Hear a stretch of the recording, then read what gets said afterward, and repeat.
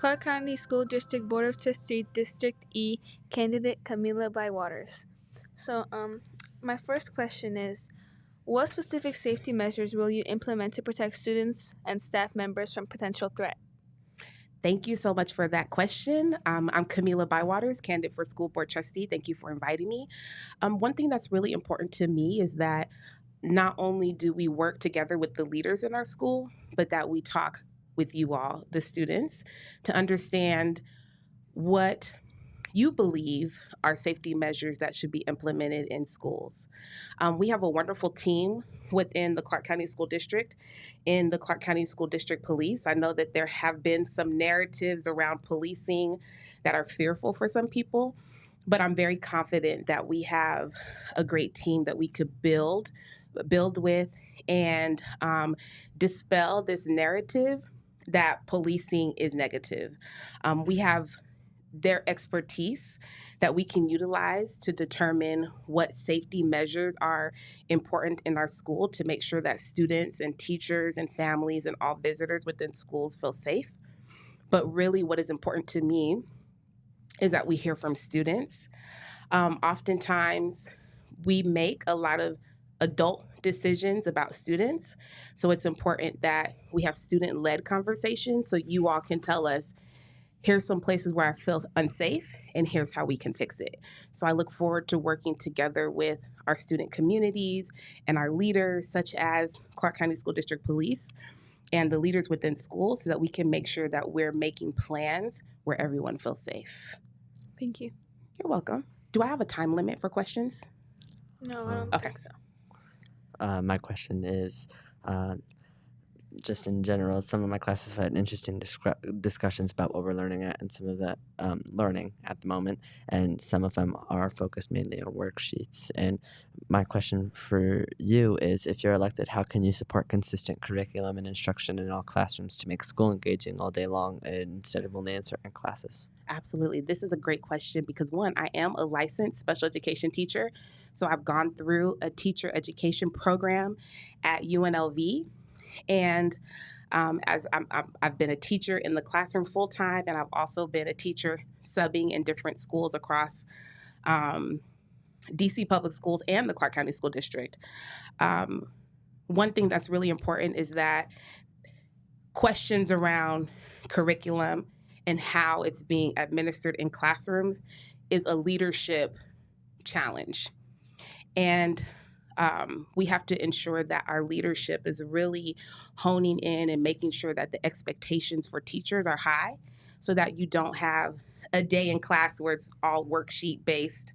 One thing I noticed is that after COVID, there's a lot of, or during COVID and after COVID, we're using a lot of computers, which may have taken some time away from really learning experiences that are really teacher focused and interaction focused with teachers.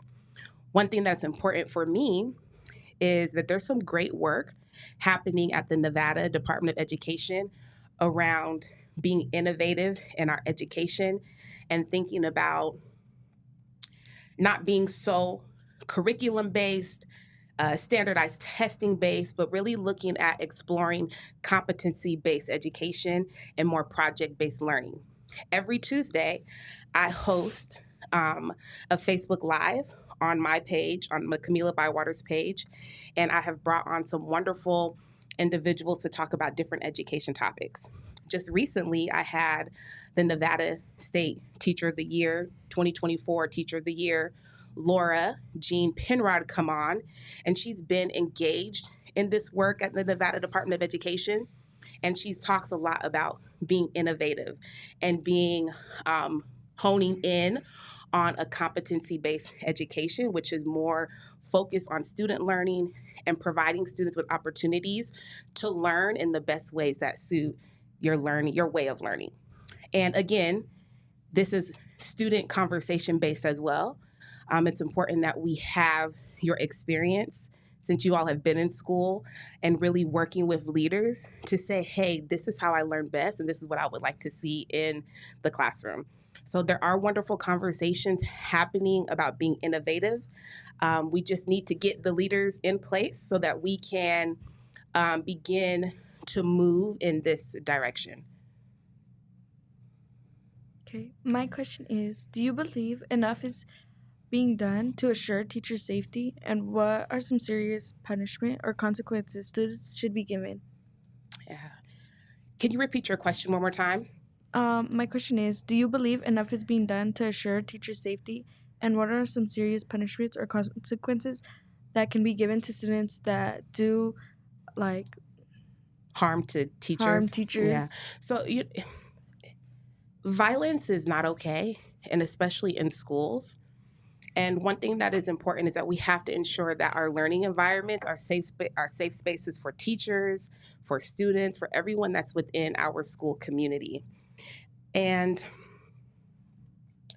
we have to make sure that there are consequences for negative behavior, because unfortunately, if we have classroom environments that are not safe, then it will impact not only that individual's learning, but the learning of the classroom.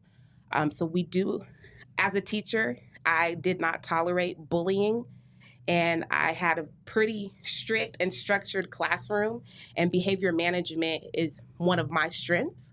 So what I would like to see is that school leaders and adults, we have to be more proactive when students are displaying problematic behaviors, and ensure that they have the supports that they need.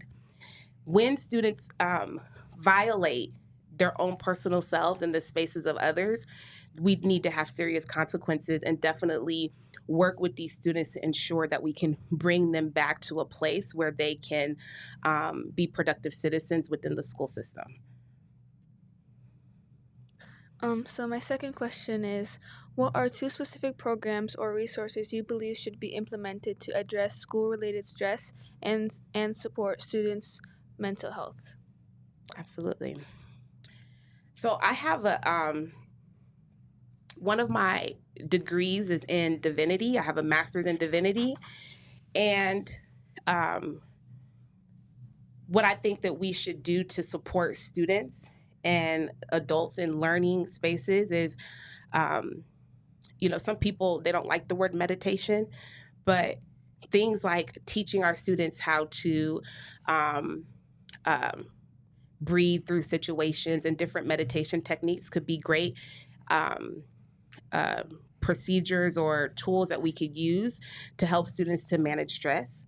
I think another thing that is also important within schools is that we have mental health professionals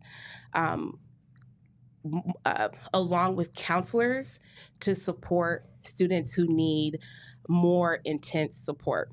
Oftentimes people think that counseling and therapy are negative because there's like a negative connotation with talking to somebody about the challenges that you're having. But I think if we embrace therapy and counseling and other types of supports for our students, we'll be able to see some changes in how students are able to deal with stress, and also able to manage their feelings and to manage their emotions in a way that are healthy. And I also think that to help manage stress, students have to have opportunities to have activities. So sports are great activities. After school activities, students are in theater, being able to participate in drama and gaming, or whatever activities that students enjoy should be a part of our curriculum, so that you can have a chance to have whatever that freedom is that helps you to manage your stress. Thank you. You're welcome. My second question is, I think one of the most challenging parts for me, especially, has been transitioning from middle school to high school and having the earlier start time, because high school starts a lot earlier than middle school does. And I just do support measures to make school start times later for the sake of high school students' mental and physical health, like especially like incoming freshmen, and why or why not? Yeah. You know what? I don't necessarily have a position, but what I am interested in is knowing what students think. You all are the ones who have to wake up at earlier start times or later start times.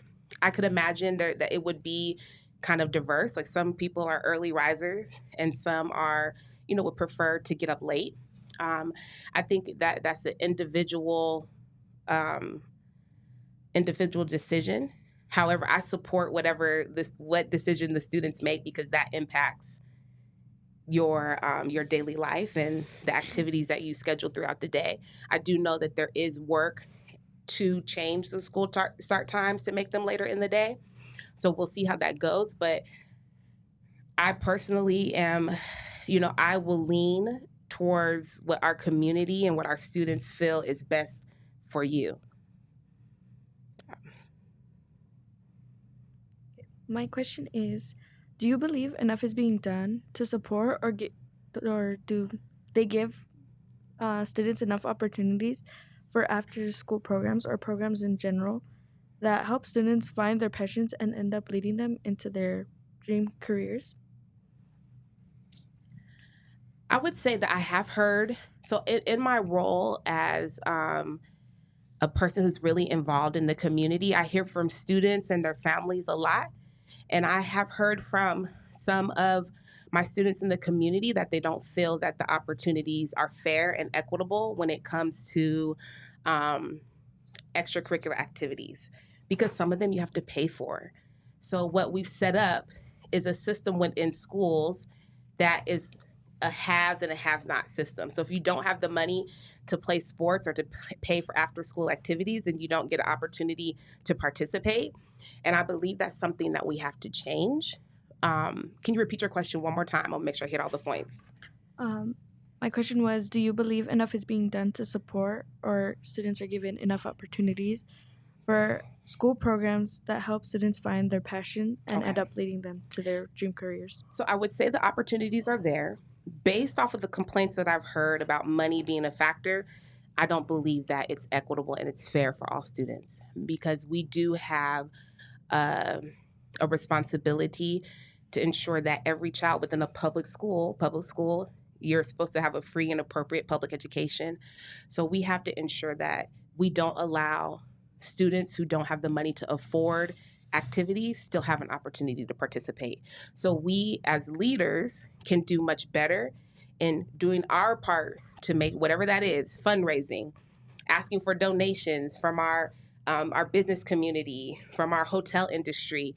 That's the work that the leaders need to do to make sure that we can get the funding that we need, and also making better decisions with our budget within the Clark County School District to ensure that we don't create a system of the haves and have-nots. So we have work to do. I believe that we can create a more equitable space for students to be able to participate when they feel the need to. And this is also a partnership and collaboration that we can also do with our community leaders to also find organizations and nonprofits that are supporting student work outside of school and maybe help to provide those bridges to those resources as well.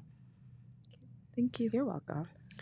So my last question is, if elected, what strategies will you implement to help prevent students from falling behind and ensure they maintain a strong GPA to successfully graduate and have a good future? Absolutely. I love education. I really do. I'm currently working on my PhD in special education. So I call myself a professional student. So I value education and I understand the opportunities and the doors that it has opened for me. And because of that, I want every child that comes through the Clark County School District to be successful. And whatever that success is for each student may be different. I support whatever that is. And as I already talked about, the work that the Nevada Department of Education is doing, I would love to see some of that work implemented into our school district to ensure that every student has an opportunity to learn at the level that and the pace that they need. Every learner and every student in our district, we do not learn in the same way. And we have to acknowledge that, be okay with that, and make sure that the expectations are still high, because what we want are students who, when you graduate from high school, you can say, hey, I want to go to college, or hey, I want to go to a trade school, or hey, I want to be an entrepreneur, or whatever it is that you decide to do. The goal is for us to make sure that when you graduate from high school, you have the opportunity, that you're able to do the basic foundation, able to accomplish the basic foundation of learning. That's reading, writing, being able to critically think. Because when you get out into the world, you are required to do these things. So, because of my background in education, I value ensuring that every child, every student within our Clark County School District has a high quality education with high quality teachers so that you can be able to perform the tasks that you need and be able to make great decisions for yourself. And I think this work can happen with the work that has been done around project based learning, looking at our curriculum, making sure that it's innovative and making good decisions that really support each of your learning styles. Thank you. You're welcome. My last question is, so like schools I've driven by, and not me driven by, that's not the point. But schools that I've seen recently, and like more schools I've seen them putting up fences, like if they have not had fences before, to increase security. But I also feel that schools are like the basis for communities, especially if they're in neighborhoods, for like people to get together and like really be a part of their community.